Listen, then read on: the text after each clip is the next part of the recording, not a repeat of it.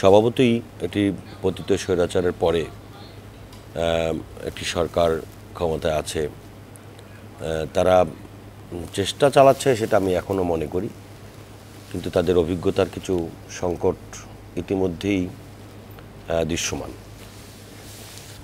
এই ছোট ছোট বিষয়গুলোকে তারা যদি যথাযথভাবে হ্যান্ডেল করতে না পারে তাহলে এটার খুব সহজেই এখান থেকে উত্তরণের কোনো পথ নেই।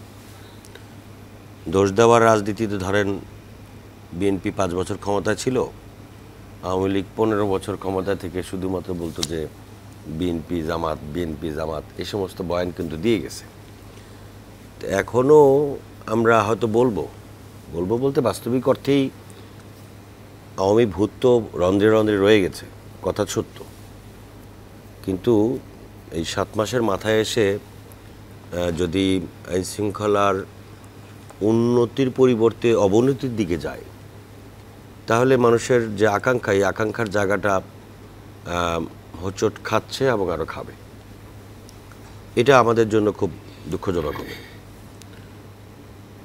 এই ফুল দিয়ে বা জঙ্গি নাটকের কথা আপনি বলেছেন, আওয়ামী লীগের কৌশলের কাছে, মানে দুষ্ট কৌশল, ভালো কৌশল না, আওয়ামী লীগের দুষ্ট কৌশলের কাছে পেরে ওঠার মতো দুষ্ট মানসিকতা কিন্তু আমরা যারা অন্তত এখন এই স্বাধীনভাবে চলাফেরা করছি, কথাবার্তা বলছি, তারা কিন্তু পারদর্শী না। এই কথা আমি অকপটে স্বীকার করি, আমি নিজেকে সহ। তো কিন্তু আপনি কতদিন মানুষকে বলবেন যে আওয়ামী ভূত, আওয়ামী প্রেতাত্মারা এখনও এইভাবে করতেছে?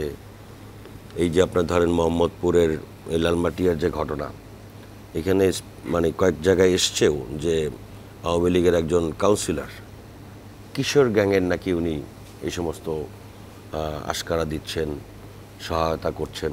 তো এদেরকে যদি আপনি গ্রেফতার করতে না পারেন তাহলে এই প্রবণতাগুলো বিভিন্ন মহল্লায়, এখন এই যে চুরি ডাকাতির কথা বললেন, তো চুরি ডাকাতি এবং এই যে হত্যাকাণ্ড, ধর্ষণের কথা যা কিছুই বলেন, সব মিলিয়েই কিন্তু একটা নাজুক পরিস্থিতি।